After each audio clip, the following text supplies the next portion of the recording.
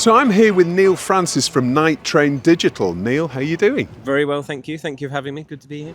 Great to have you on the show. Here we are at MIPCOM. We're here on the beach. Beautiful. Sun's out. It's a beautiful day.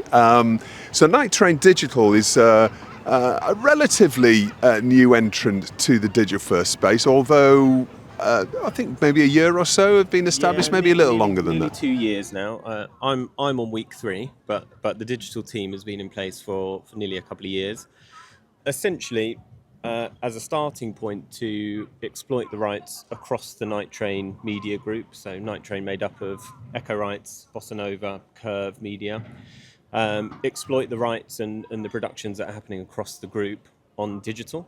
But hopefully, as we move forward, looking to make some more digital-first content and that kind of thing as well. Yeah, well, you had a really interesting announcement a week or so ago, which was you're going into business with Spirit Studios to create a microdrama series. Yeah. So for those who may have missed that, tell us a bit about that. So we have co-funded a development project to begin with Spirit Studios, looking to develop a micro drama between 60 to 90 episodes potentially, looking to put a writing group together from both the traditional kind of TV writing space, but also looking for some online talent, online storytellers from the UK who can get together and look to write a drama for us. Like I say, very much a development project, an experiment for both of us, but feels like a really good synergy.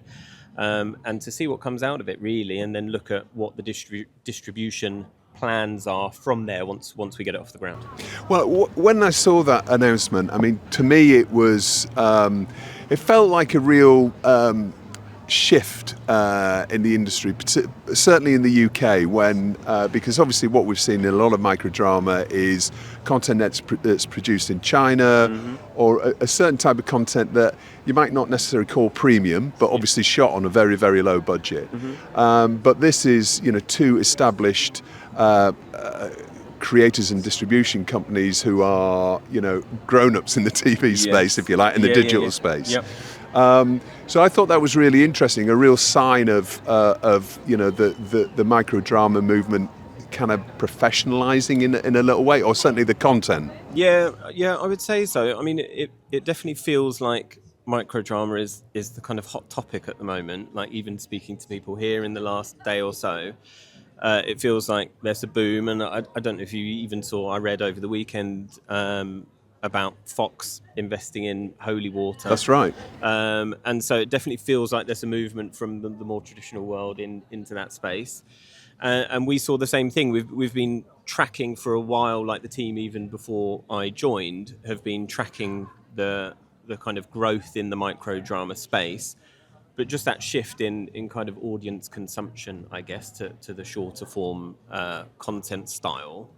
And then when Spirit got in touch with Night Train about this partnership, it felt like a really nice move for us to make, really interesting area to go into, both from the Night Train scripted content team, but also the digital side as well. Like this will be a first even internally for us to work really closely together on a project. So that's a nice piece, especially as we look forward to the vision on the digital side for sure.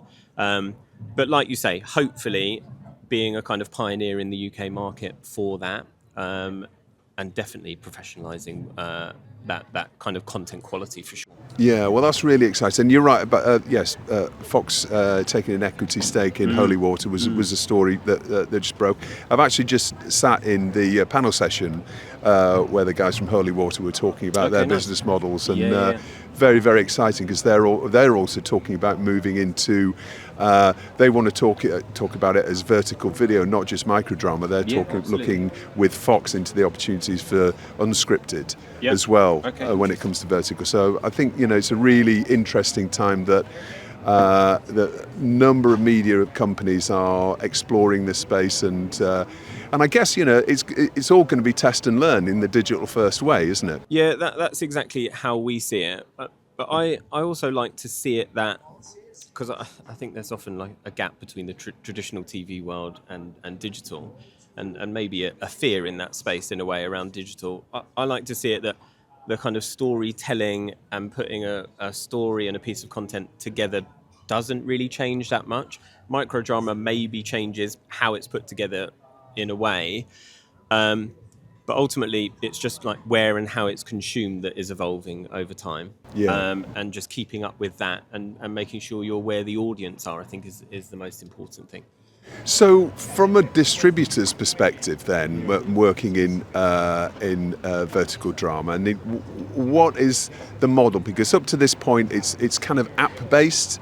As many, there's probably half a dozen major companies like ReelShorts and a number of others who have done incredibly well, and kind of almost micropayment approach. Yes. What's your view? It's probably too early to talk about that in detail, but would that sort of distribution deal need to be exclusive with one app, for example, or is there an opportunity to talk about other social platforms?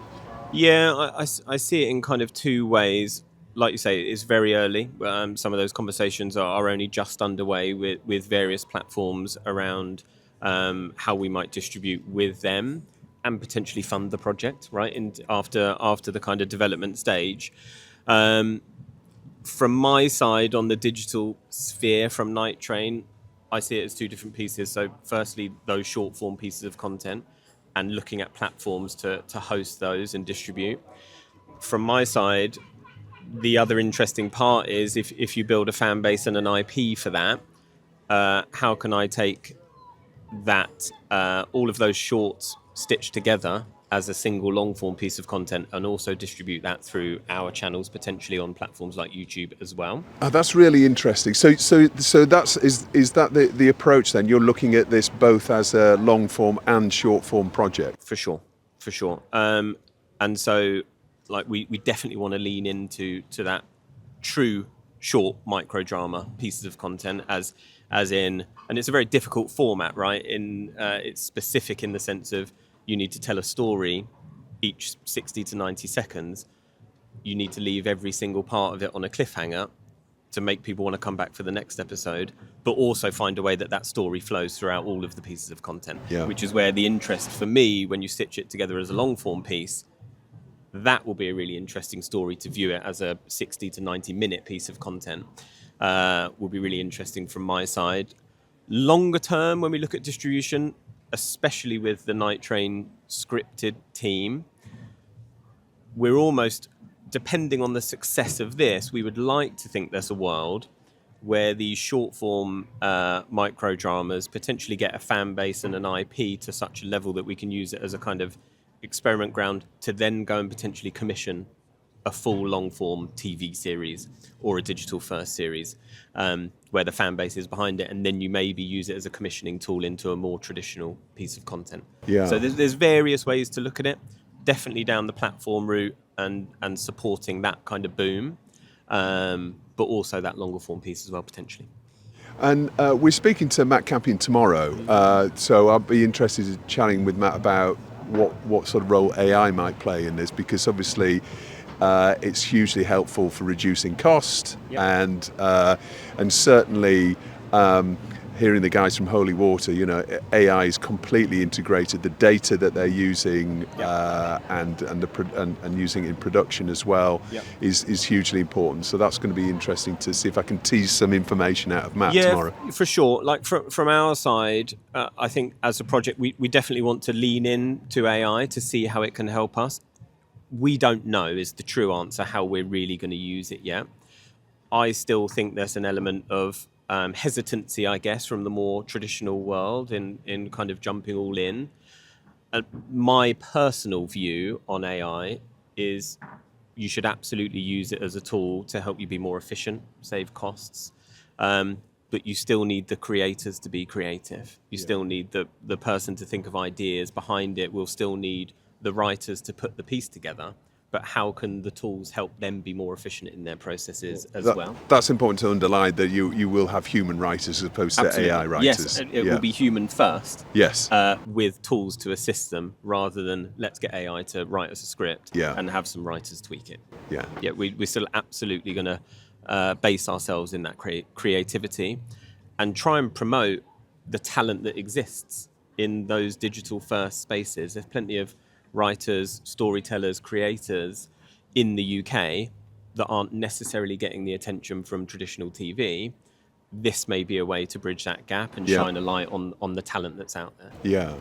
And obviously AI projects is not new to Night Train Digital. You were involved in the Michael Parkinson podcast reboot, which how's that gone? Yes, it was successful in terms of another experiment, right? And so it was before my time, but what we wanted to do with Parkinson and team is to almost bring back to life, right? And have that very famous interview style brought back to life. And it was another successful project for us where we could test and learn what works, learn what doesn't work, and feed that into future projects as well. And that's what we'll be continuing to do in that digital first space as we look to invest in some content or strategies around what content we potentially acquire in that space to be successful. I mean, you say you've just been here for 3 weeks at Night Train. I mean, looking at Night Train, I'm really impressed with the way that you're approaching projects that other companies might shy away from. There might be a little bit, the Michael Parkinson project in particular was really noisy, and it caused, quite a lot of comment, but which is a good thing, I think, But what's next then for Night Train? Well, I think we need to, 3 weeks in view, we need to maximise first. My view is maximise what we've got access to. So definitely kind of bring together all of the content that's across the group, and maximise what we're doing with all of those rights, and bring those teams closer together with the digital team and try and work together more on those. Longer term, I would love us to be in a place where we really dive into digital first content, potentially looking at some creator-led content. So again, this is why this microdrama is such a nice project to bridge the gap between traditional and the digital team, but very much as a view forward as well, looking at how we work with talent that's already doing well on the various digital platforms, but maybe give them an opportunity to make some more traditional style content with the background that we have around commissioning shows, is an exciting area for me to look into. There's lots of opportunity out there. It's for me to decide where we should focus our time. I don't know that yet, is the true answer. Yes, okay. Well, maybe you'll come back on the show in a few months' time. And, I would love to. But before the end of the year, we'll have a very clear strategy in place for 2026 and beyond. And I would love to come and share that. Fantastic. Well, good luck at the market. I hope it goes well for you. And we'll see you again soon. Lovely. Thank you very much. Thanks.